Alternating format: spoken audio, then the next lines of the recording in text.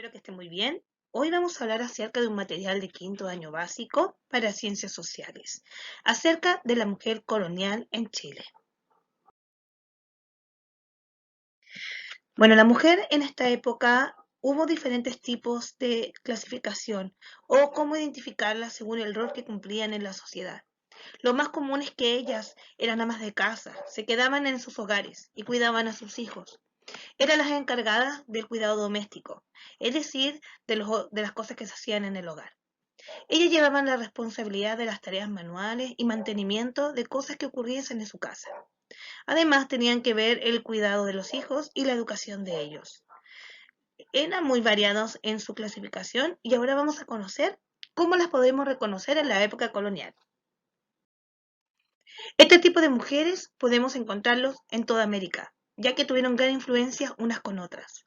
Las mujeres aristocráticas, como las que vemos a continuación, son aquellas que pertenecían a la aristocracia chilena, es decir, a la clase más alta de nuestro país. Ellas tuvieron muchos hijos y las preparaban antes de los 20 años para que pudieran estar casadas a muy pronta edad, ya que antes se consideraban ser solteronas si no lo hacían antes de tiempo. Eran propietarias de pequeñas tiendas o establecimientos con negocios junto a sus esposos, los cuales también tenían haciendas, tenían tierras, ¿ya? Y un gran poder dentro de la sociedad. Siempre estaban muy bien vestidas, con ropa muy elegante, vestidos anchos, y tenían sirvientes que les ayudaban en todos los quehaceres. Por otro lado, tenemos las mujeres mestizas, lo más parecido a la mujer de hoy. Una mujer muy luchadora, muy trabajadora. Muchas veces podrían haber tenido pequeños negocios o haber tenido una pequeña hacienda, pero lo más probable es que eran madres solteras o que trabajaban de comercio ambulantes en la calle o también en las chinganas, es decir, en estas fondas atendían como meseras o servían a quienes iban a visitarla. Además, bueno, también trabajaron como amas de casa o como sirvientas en las casas de los españoles, criollos y de las mujeres aristocráticas de la época. Para las mujeres indígenas y la mayoría de las mujeres indígenas de Latinoamérica fue muy difícil acostumbrarse a las costumbres de los españoles. Algunas de ellas sí se juntaron y se enamoraron o se sometieron a estar con algunos criollos o españoles que las obligaron a, a tener hijos con ellas o a servirles como esclavas. Algunas de ellas tuvieron que adaptarse a sus costumbres, pero la gran mayoría siguió en su cultura de forma más escondida, haciendo telares o artesanía. Fue una mujer muy luchadora y muy aguerrida hasta el día de hoy. Tenemos acá a la mujer esclava, que también en Latinoamérica también fue una mujer muy sufrida, diríamos más sufridas que las indígenas, porque las cuales estaban protegidas por su grupo étnico. En cambio, la mujer esclava, la mayoría venía desde África o de otros países y que eran tratadas como una verdadera mercancía. Eran violadas, eran maltratadas, abusadas por los patrones o por los dueños de sus haciendas y muchas veces quedaban embarazadas de ellos en forma obligada y debían vender sus hijos también como una mercancía. Esto hizo que ellas no quisieran tener hijos, no quisieran poder procrearse, porque no lo hacían por amor, sino bajo amenazas y abusos de sus patrones.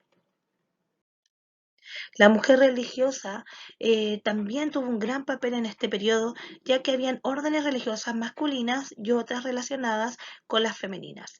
Las masculinas tenía que ver, como lo habíamos visto, con la educación.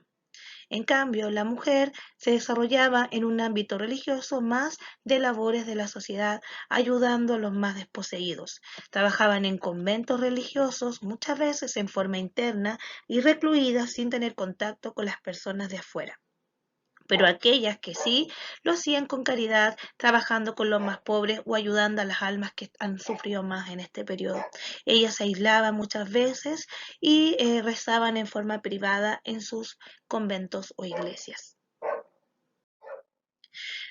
A la vida religiosa, entonces se incorporaron, como dijimos, muchas mujeres y gracias a esto se les pudo letrar, es decir, que pudieron aprender a leer y a escribir, también a recibir diferentes tipos de idiomas como el latín. Bueno, también aprendieron acerca del ser humano, las músicas, también un poco de matemática, lo que ayudó a que estas mujeres con hábitos religiosos se pudieran culturizar. Las viudas que muchas veces quedaban solas con hijos no tenían quien las ayudara ya que las mujeres no tenían educación, eran llevadas a un convento. Y en ese convento se podían mantener ahí con sus hijos como un tipo de ayuda para no quedar desposeídas o no quedar abandonadas.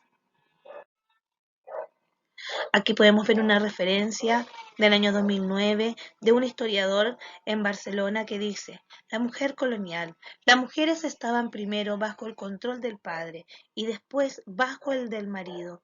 Esta situación no significaba, sin embargo, un sometimiento total al hombre.